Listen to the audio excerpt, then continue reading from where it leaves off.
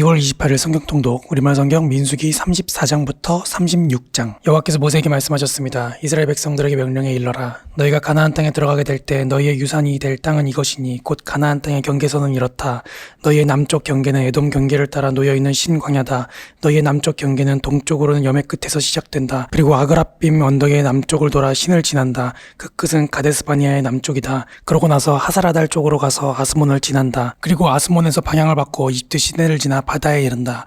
너희의 서쪽 경계는 대해다. 이것이 너희 서쪽 경계다.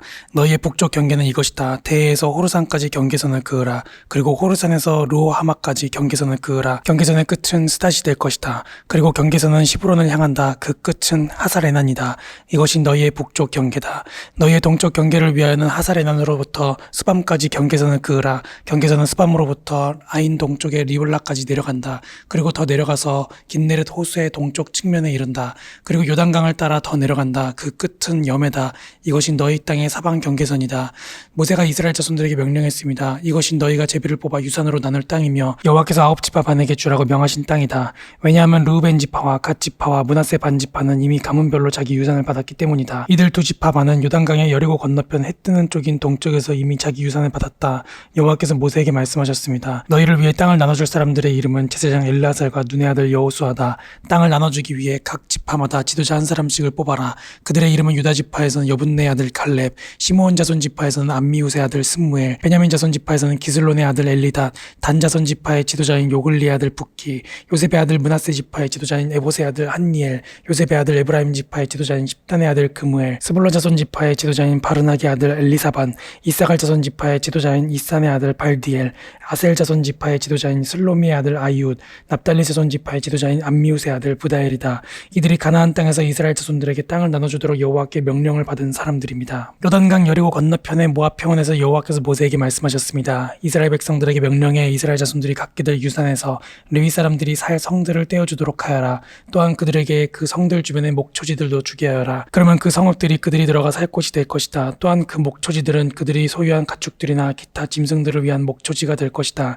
너희가 레위 사람들에게 줄 성들의 목초지들은 성벽으로부터 사방 2000규빗이다. 성을 중심으로 해서 성밖 동쪽으로 2000규빗, 남쪽으로 2000규빗, 서쪽으로 2000규빗, 북쪽으로 2000규빗을 재어라. 그만큼이 성의 목초지대가 될 것이다. 너희가 레위 사람들에게 주는 성들 가운데 6개는 도피성이 될 것이다. 사람을 죽인 사람이 그곳으로 도망칠 수 있게 허락하여라. 여기에 42개의 성을 더 그들에게 주도록 하여라. 그러므로 레위 사람들에게 주는 성은 모두 48개다. 성과 그 주변 목초지를 함께 주어야 한다. 이스라엘 자손들의 소유 가운데 너희가 주는 성은 소유가 많은 지파에서는 많이 주고 소유가 적은 지파에서는 적게 주도록 하여라. 곧 각자가 자기가 받은 유산에 따라 레위 사람들에게 성을 주는 것이다. 여호와께서 모세에게 말씀하셨습니다. 이스라엘 백성들에게 말해 일러라. 너희가 요단강을 건너 가나안으로 들어가게 되면 성들 몇을 골라 도피성으로 삼으라. 그리고 실수로 사람을 죽인 사람이 그곳으로 피할 수 있도록 하라. 그곳은 복수하려는 사람에게서 도피할 곳이 될 것이다. 살인한 사람이 재판을 받기 위해 회중 앞에 서기 전까지 죽지 않게 하려는 것이다. 너희가 줄 6개의 성들은 너희를 위한 도피성이 될 것이다. 요단강 이편의 3개, 가나안 땅의 3개의 성을 도피성으로 주라. 이 6개의 성들은 이스라엘 자손들과 그 가운데 살고 있는 외국 사람들을 위한 도피성이 될 것이다.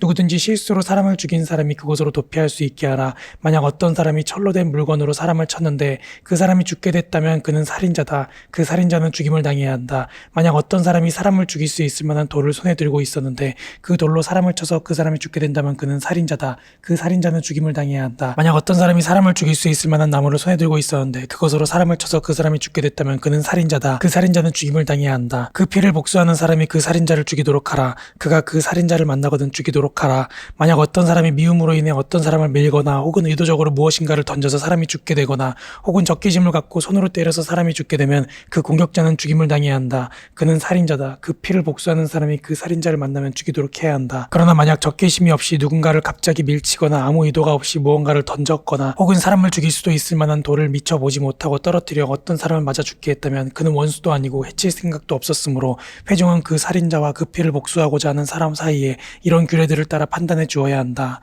회중은 그 피를 복수하고자 하는 사람에게서 그 살인자를 보호해야 하며 그가 피했던 도피성으로 돌려보내 주어야 한다. 그는 거룩한 기름으로 기름 부음 받은 대제사장이 죽기까지 거기 머물러 있어야 한다. 그러나 만약 그 살인자가 자기가 피신했던 도피성의 바깥으로 나왔는데 그 피를 복수하고자 하는 사람이 성 밖에서 그를 만나면 그 피를 복수하는 사람이 그 살인자를 죽일 수 있다. 그래도 그는 피 흘린 죄가 적용되지 않는다. 살인자는 대제사장이 죽을 때까지 그 도피성에 머물러 있어야만 하기 때문이다.